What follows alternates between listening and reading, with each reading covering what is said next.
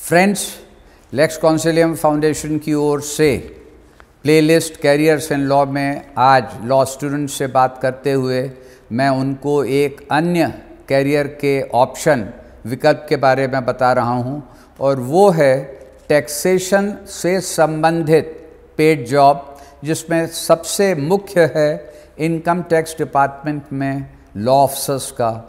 तो जो income tax department में सर्विस है उसमें इंस्पेक्टर एक मुख्य पोस्ट होती है, महत्वपूर्ण पोस्ट होती है, और इंस्पेक्टर के स्टेज पर लॉ ऑफिसर्स को भी भर्ती किया जाता है। और वो न केवल इनकम टैक्स या आयकर विभाग में, वरना इसके अतिरिक्त GST, central excise, enforcement directorate, narcotics विभाग आदि में भी एम्प्लॉयड होते हैं। उनकी ये विशेष नॉलेज हो जाती है।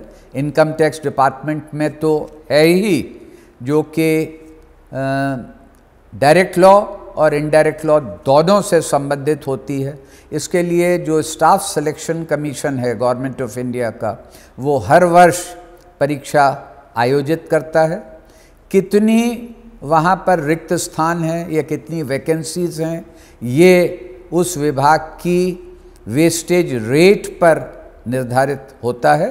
तो उस वर्ष के लिए जो नोटिफिकेशन निकलेगा उसमें आप पढ़ सकेंगे कि कुल कितने रिक्त स्थान हैं, और वो भी विभिन्न जोन्स में, नॉर्थ, साउथ, ईस्ट, वेस्ट और डिवीजन लेवल पर कितने रिक्त स्थान हैं, तो वो आपको जानकारी मिल जाती है। इस परीक्षा का नाम है कंबाइंड ग्रेजुएट लेवल एग्जामिनेशन। मैं दोबारा कहता हूँ, कंबाइंड ग्रेजुएट लेवल एग्जामिनेशन। इसके बारे में बहुत सारी जानकारी जो कि रेलेवेंट है और आवश्यक है, आप इस वीडियो के अंत में जो स्लाइड है उसमें देख सकेंगे। और इस परीक्षा में कामयाब होने के बाद जो लिखित परीक्षा होती है, आप central board of direct taxation में इनकम टैक्स डिपार्टमेंट, जीएसटी विभाग, नारकोटिक्स या मनी लॉन्ड्रिंग, एनफोर्समेंट डायरेक्टरेट इत्यादि किसी में भी कार्य कर सकते हैं। और इनमें केंद्र सरकार के ग्रुप सी और बी स्तर के पोस्ट, उस ओहदे की पोस्ट होती हैं। ये एग्जामिनेशन 3 स्टेज में होता है। सबसे पहले प्रिलिमिनरी परीक्षा, और दूसरा मेंस, और उसके बाद एक इंटरव्यू होता है। इस परीक्षा में कितने न्यूनतम प्राप्तांक हैं, मिनिमम मार्क्स हैं, मैक्सिमम मार्क्स कितने हैं, परीक्षा का ड्यूरेशन कितना है, कितने सवाल होते हैं, किस प्रकार ऑब्जेक्टिव टाइप क्वेश्चंस हैं, कहाँ नेगेटिव मार्क्स हैं, ये सब यहाँ पर मौखिक रूप से बताने के बजाय मैंने स्लाइड में आपको दर्शित करना उचित समझा। उसमें आपको दिखाई पड़ जाएगा। और इसके अतिरिक्त मार्केट में लॉ पब्लिशर्स के पास इसमें पुराने वर्षों के क्वेश्चन पेपर भी आपको मिल जाएंगे, तो आप तसल्ली कर सकते हैं कि किस प्रकार के, किस रूप में ये सवाल पूछे जाते हैं।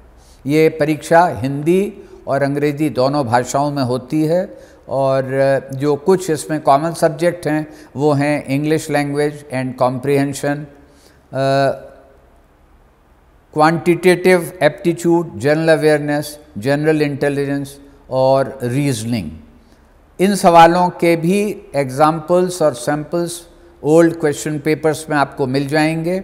और इस परीक्षा में यदि आप कामयाब हो जाते हैं तो इंस्पेक्टर से शुरू हो कर के बाद में आप अपने परफॉर्मेंस और वैकेंसीज़ के अनुसार असिस्टेंट कमिश्नर, डिप्टी कमिश्नर और ऊपर के पद तक पहुंच सकते हैं।